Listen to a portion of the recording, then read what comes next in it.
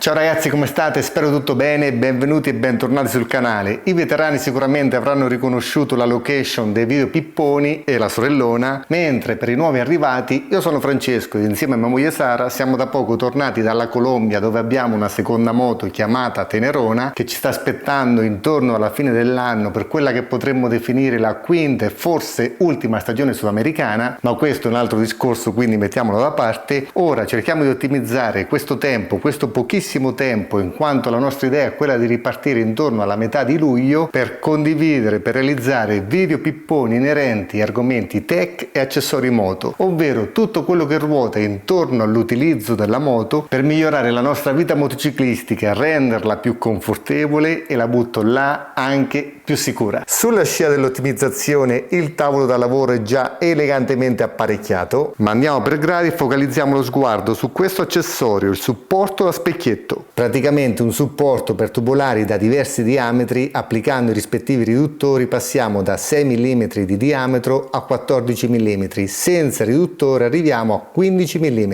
E qua arriviamo a quello che mi e vi piace tanto, cioè le customizzazioni. L'idea è banalissima, agganciare il supporto alla base dello specchietto, ma qua abbiamo un diametro troppo grande e poco spazio in altezza, quindi mettiamoci al lavoro e togliamo lo specchietto. Ok, togliamo anche lo snodo in basso, eccolo qua. Con il calibro controlliamo la profondità della filettatura, prendiamo quella che faccio fatica a definire customizzazione, ovvero un tondino in acciaio dal diametro esterno di 15 mm, il foro interno da 10,2 per una vite da 10. Infileremo il tondino realizzato al tornio all'interno del supporto per poi stringerlo con la vite, leggermente decentrato a vantaggio della parte sopra, perché poi dobbiamo aggiungere questa piastrina di cui vi spiegherò il motivo, assemblando il tutto con una vite lunga 60 che sporge meno del foro presente sulla moto. Quindi rimontiamo il tutto in maniera super easy senza esagerare con il tiraggio, anche perché abbiamo una vite in acciaio e una filettatura esterna in alluminio. Essendo due materiali differenti non bisogna esagerare con il serraggio perché tendono al grippaggio. Per il fatto che la base dello specchietto sia alzata di circa 22 mm, cambiamo l'asta lunga con l'asta corta. Lo specchietto è rimasto lo stesso e noi abbiamo terminato la nostra super customizzazione. Al volissimo, secondo accessorio, ne ho presi due identici, poi capirete il perché. Lo sgancio rapido che viene fornito con questi due gommini che si applicano in questo punto per le vibrazioni, inoltre un attacco con la classica filettatura dei cavalletti che avviteremo in questa filettatura.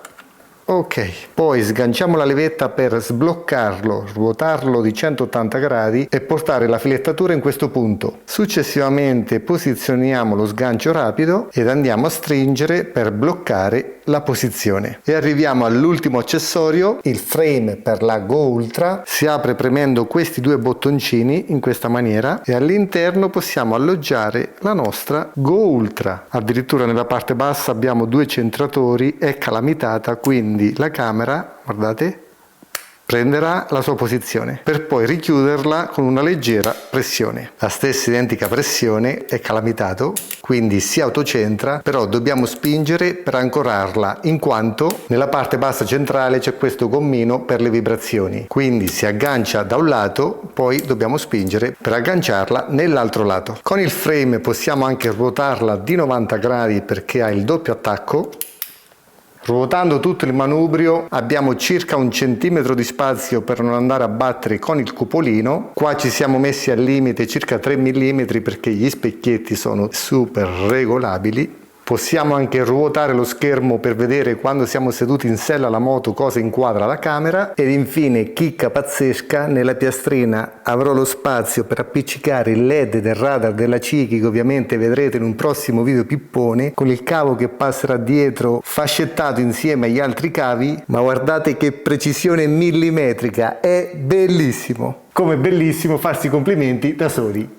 Scherzi a parte, quello che conta è la praticità, basta premere il tastino laterale per poter sganciare la camera e con facilità riporla perché magnetica, ma togliamola per agganciarla alla mentoniera del casco con il secondo attacco rapido, anch'esso magnetico. Questa è la praticità di cui abbiamo bisogno. Arrivati a questo punto penso che possiate capirmi quando vi dico che fare video pipponi dall'altra parte del mondo è veramente complicato, perché non riesco ad attingere a determinati accessori, ma soprattutto non riesco a fare quello che ho in testa. Ma come dico sempre, le difficoltà sono importantissime per migliorarci. La vita stessa è una difficoltà continua, quindi pensiamo positivo e rispondetemi a questa domanda. Dall'inizio del video, come mi sentite a livello audio? Ma soprattutto, cosa vedete di differente rispetto al solito? Vi do un aiutino venendo vicino. Questa è la novità, ovvero i nuovissimi microfoni di casa Insta360 nella versione Pro, che ho già unboxato per mostrarvi il contenuto. Nella confezione è presente anche il ricevitore con il suo cavetto che sto utilizzando ora per fare il video. Infatti, come parlo, guardate il grafico. E con l'occasione vi condivido in tempo reale la clip che avete appena visto, così sentite la differenza tra il microfono dell'iPhone e questo. Nella confezione è presente anche il ricevitore con il suo cavetto che sto utilizzando ora per fare il video. Infatti, come parlo, guardate il grafico. Il ricevitore agganciato sopra la camera tramite questo accessorio che trovate in dotazione, potete collegarlo direttamente alla presa USB-C di tutti i telefoni. Trovate anche come accessorio l'adattatore per la vecchia presa dell'iPhone, quella Lightning. Ma ascoltate questa clip che abbiamo girato con il telefono, perché ricevitore più trasmettitore a campo aperto raggiungono una distanza di 400 metri. Sentite i passi di Sara e la voce nonostante la distanza.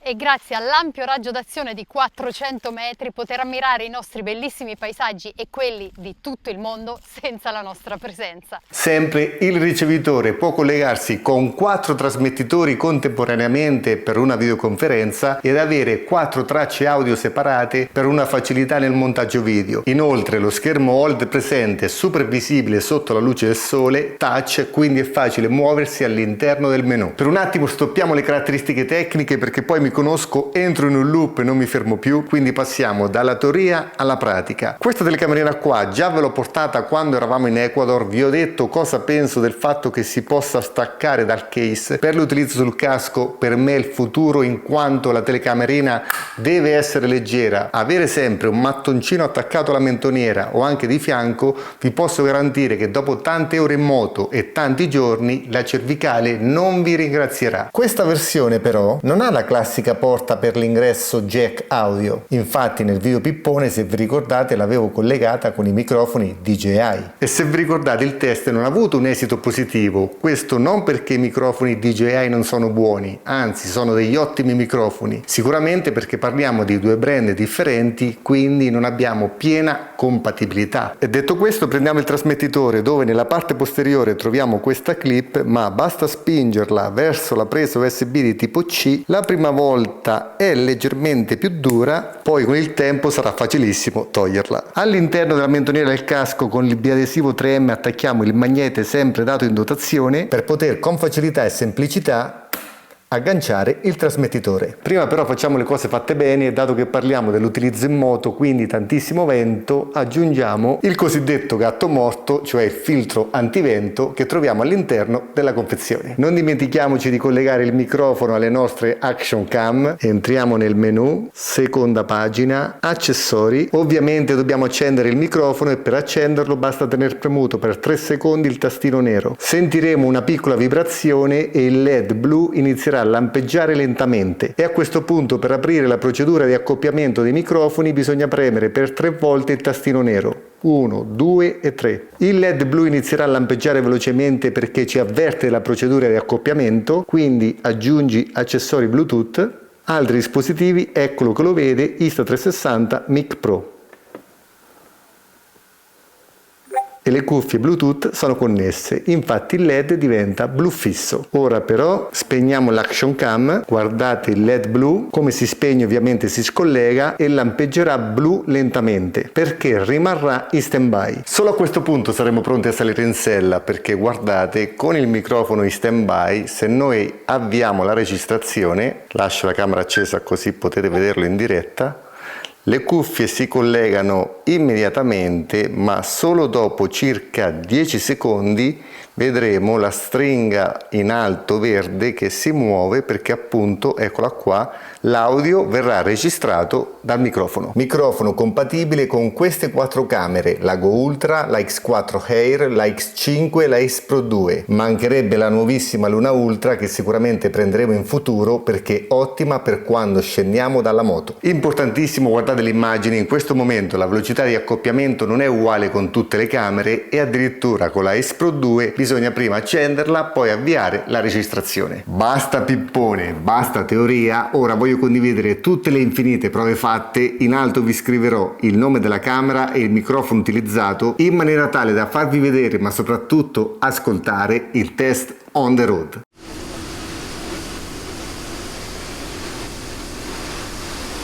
In questo momento non ho la cancellazione del rumore attiva e stiamo andando a 70 km/h. Interessante anche capire il rumore dello scarico anche con la visiera chiusa, perché le clip in moto senza il rumore dello scarico hanno un altro fascino. Ora cambio di prospettiva dalla mendoniera del casco e ci godiamo un po' le curve marchigiane, facendo attenzione perché ho cambiato le gomme proprio l'altro ieri. Apro anche la visiera. Purtroppo c'è un po' di foschia, altrimenti non mi stancherei mai di percorrere questa strada. Chiudo la visiera e acceleriamo un po'. Lascio accesa la camera così controllate anche la qualità dell'immagine che ora è impostata in 4K a 60 fps, anche se poi i video pipponi verranno girati in 4K a 30 fps.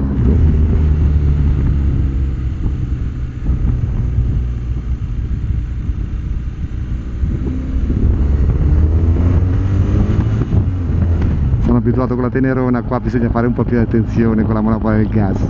Ripartiamo, ho cambiato le impostazioni delle cam sia per quanto riguarda la posizione che l'aspetto audio. Adesso l'audio viene registrato direttamente dalla Insta360 X5, qua ho messo la Ace Pro 2 con il grandangolo e sul casco finalmente la più leggera, ovvero la Go Ultra. Ma andiamo a sentire l'audio.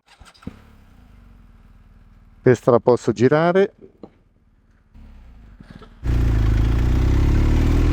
Per quanto riguarda l'audio ho attivato la riduzione del rumore e ascoltiamo come si sente con la visiera aperta.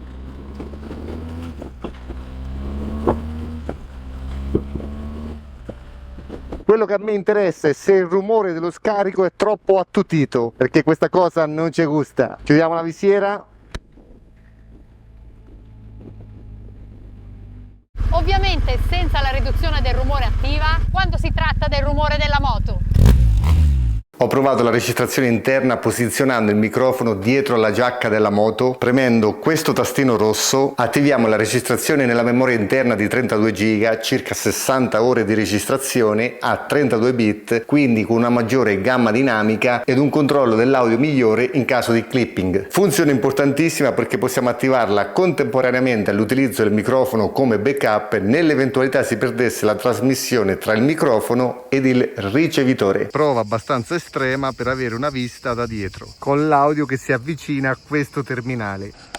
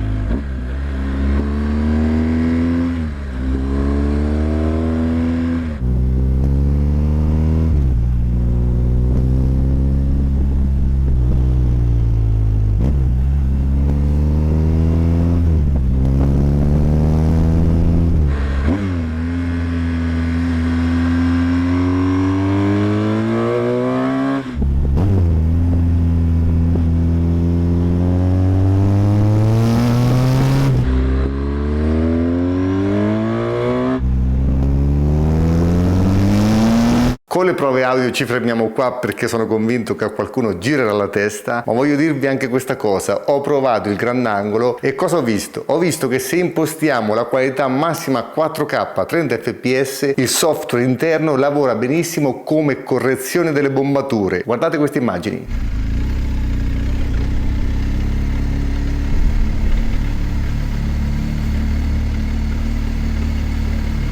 Anche impostato con la massima ampiezza, oltre i 180 gradi, le linee delle case sono poco bombate.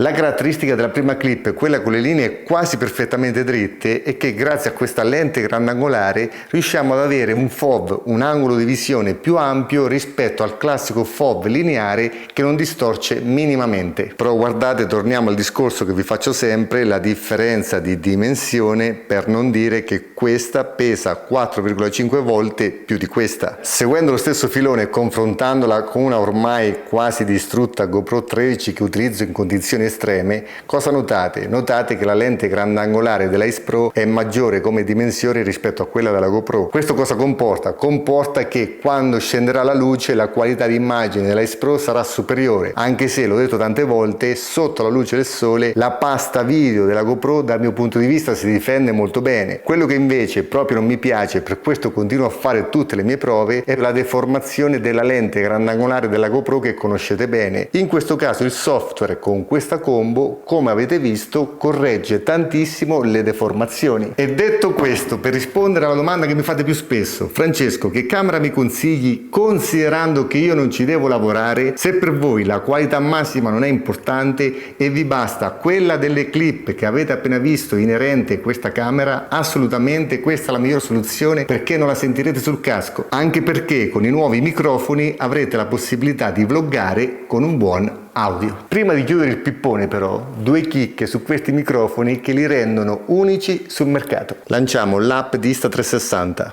Accendiamo il microfono, piccola vibrazione, LED blu che lampeggia lentamente, solita procedura, 1, 2 e 3, tasto centrale, lo vede subito, connetti, collegamento in corso, già collegato, e si apre l'applicazione con tutte le impostazioni, super dettagliata ma soprattutto semplificata. Soffermatevi su sfondo personalizzato e impostazioni etichetta, perché guardate, in alto trovate le infinite possibilità di sfondo, oltre tramite il tastino più poter accedere alla galleria del telefono, ovviamente con tutte le vostre foto. Ma torniamo indietro, guardate il microfono, mentre seleziono questo sfondo, imposta come sfondo, si prega di mantenere l'app in primo piano, configurazione riuscita per mantenere la qualità del display. Intanto voi controllate cosa sta succedendo, vi lascio la camera accesa anche per vedere le tempistiche. Ok, e lo sfondo selezionato lo ritroveremo sul microfono. Proviamo addirittura con una foto, seleziona dall'album, mettiamo questa, la potete anche centrare ma va benissimo così. Successivo possiamo selezionare addirittura naturale o solid, per le immagini ovviamente la qualità è migliore naturale, conferma, imposta come sfondo, caricamento in corso, guardate.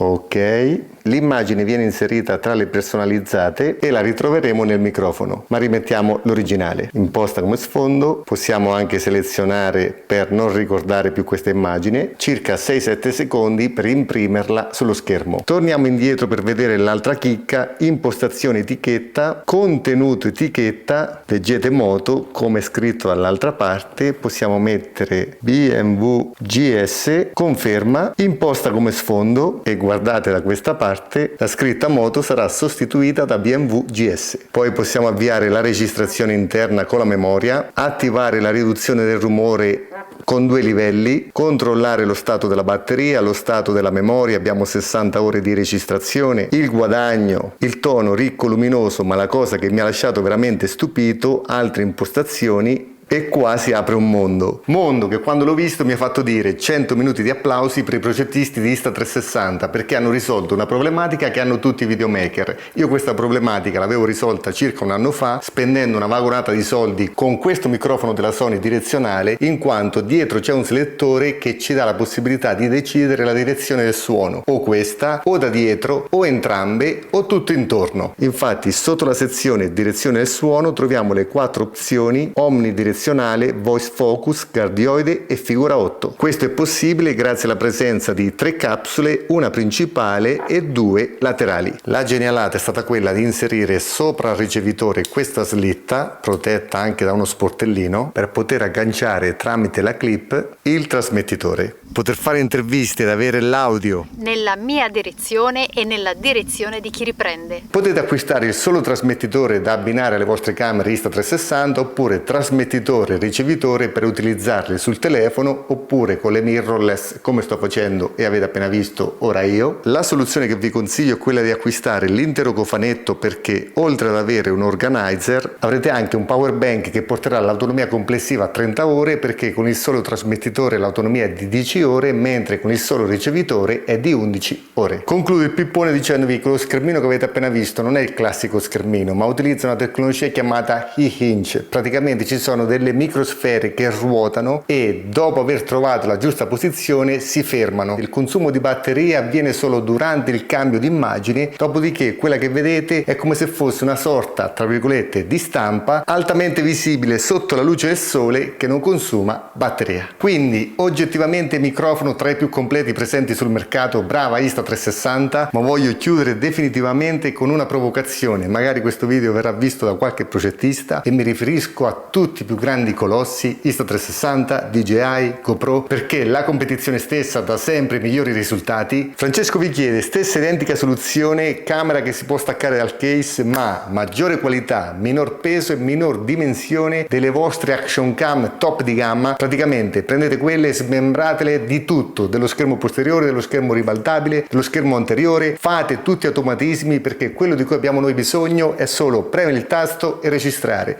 Inoltre la strada giusta è quella dei microfoni senza fili, ma dobbiamo diminuire il tempo di connessione, nel senso che quando avvio la registrazione il gap di collegamento tra la camera e il microfono deve essere il minore possibile. Detto questo ragazzi, come dico sempre, non faccio questi video per farvi acquistare questi prodotti, ma la mia idea è di condensare tutte le prove fatte in pochissimo tempo, in maniera tale che voi dall'altra parte abbiate una visione chiara e cristallina di cosa comprare. Ora con 33 gradi qua in garage vi saluto, noi ci rivediamo al prossimo video pippone dove tratteremo un accessorio da moto che vi anticipo in tutti acquisterete. Solite raccomandazioni: se il video è stato piacevole ed interessante lasciate un hype, lasciate un mi piace, lasciate un commento, iscrivetevi al canale e fate i bravi ma non troppo. Ah, mi ero dimenticato della cosa più importante: dal 23 giugno al 10 luglio Prime Day Insta360, tantissimi prodotti sconto e con il codice che vedete aggiunto al checkout avrete un accessorio in omaggio in relazione all'acquisto.